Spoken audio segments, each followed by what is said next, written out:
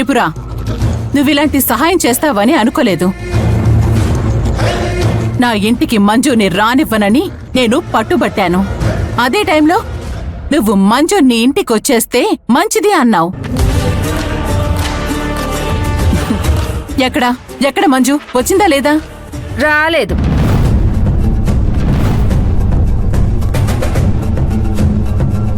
వాళ్ళు నమ్మడానికే లేదు మేడమ్మా.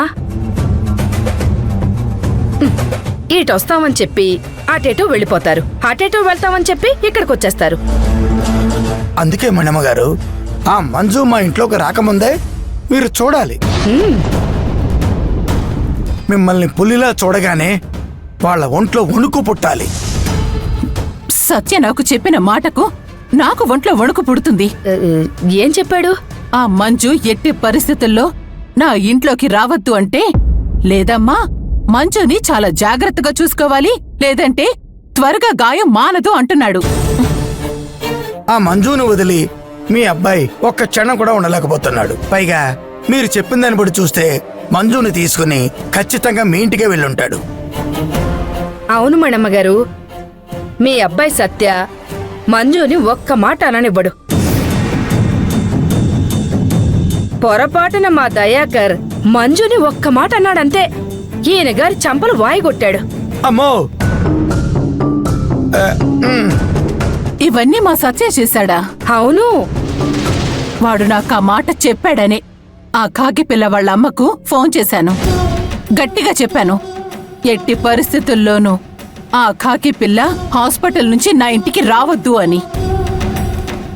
సరాసరి నీ ఇంటికే వెళ్ళాలి అని చెప్పాను.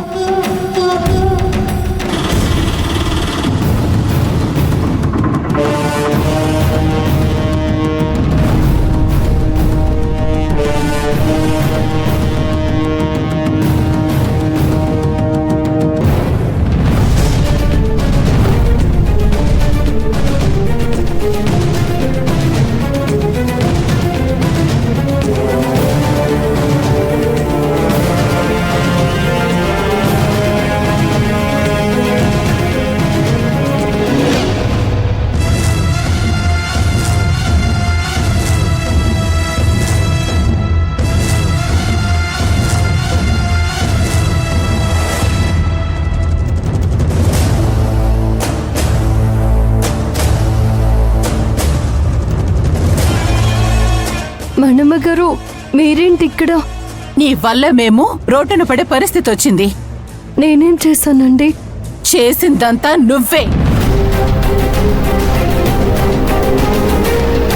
చేసిందంతా చేసి నా కొడుకుని మాయ చేసి నీ వెనకాల కాలు గలిన పిల్లిలా తిప్పుకుంటున్నావు.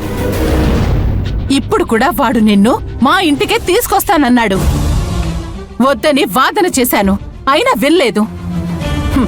అప్పుడు నేను మీ అమ్మకి ఫోన్ చేశాను. ఎట్టి పరిస్థితుల్లో నీ కూతురు నా గడపలో కాలు పెట్టద్దు అని మీ అమ్మకి వార్నింగ్ ఇచ్చాను. అన్నపూర్ణ, నువ్వు నీ మాట నిలబెట్టుకున్నావు. నీ గురించే నా భయం అంతా. నా మాటని నిలబెడతావా, లేదంటే నీ కూతుర్ని నా కొడుక్కి వదిలేసి వస్తావో అని చూద్దామనొచ్చాను.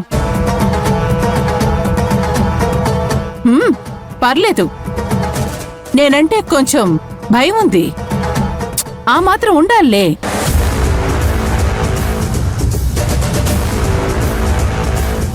మంజు, నిన్న ఈ మడమ్మ మీ అమ్మకు ఫోన్ చేసి బెదిరించింది. త్రిపుర,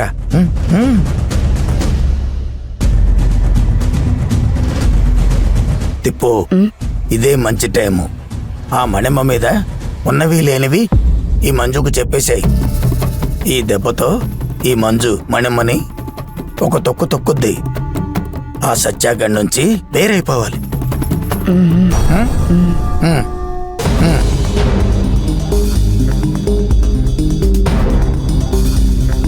చూసావుగా వీళ్ళ బుద్ధి, వంకర బుద్ధి.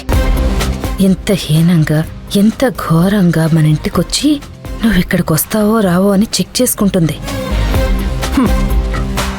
నువ్వు ఒకవేళ ఇక్కడికి రాకపోతే మళ్ళీ మీ అమ్మ మీద గొడవ పెట్టుకోవాలని ఈ మణం ఇక్కడికొచ్చింది. మంజు, వీళ్ళు విలువ తెలియని మనుషులు. నిన్ను నేను పువ్వుల్లో పెట్టుకుని చూసుకుంటాను. నువ్వు నా కొడుకుని డీజేని పెళ్లి చేసుకో. నువ్విప్పటి వరకు పడిన సీతమ్మూరి సరళాన్ని తొలగిపోయి నీకు నా కొడుక్కి పట్టాభిషేకం చేసేస్తాను.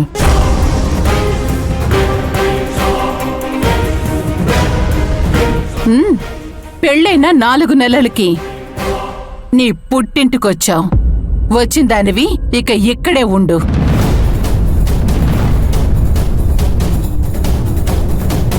మళ్ళీ నా కొడుకు దగ్గరికి రావాలని చూడకు. ఆ కోర్టు పెట్టిన 6 నెలల్లో అప్పుడే 4 నెలలు అయిపోయాయి కాబట్టి ఇంకో 2 నెలలు కళ్ళు మూసుకొని తెరిచేలోపు అయిపోతాయి. అప్పుడు విడాకులు తీసుకొని నీ జీవితం నువ్వు చూసుకో.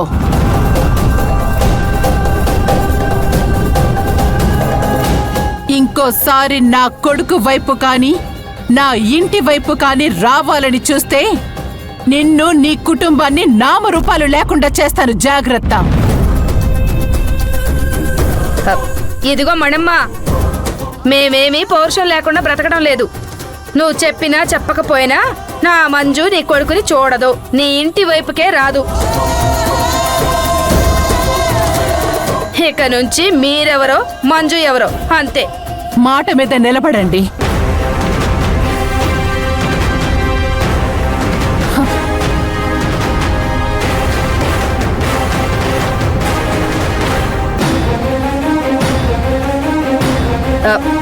మంజు, నువ్వు లోపలికి రమ్మా.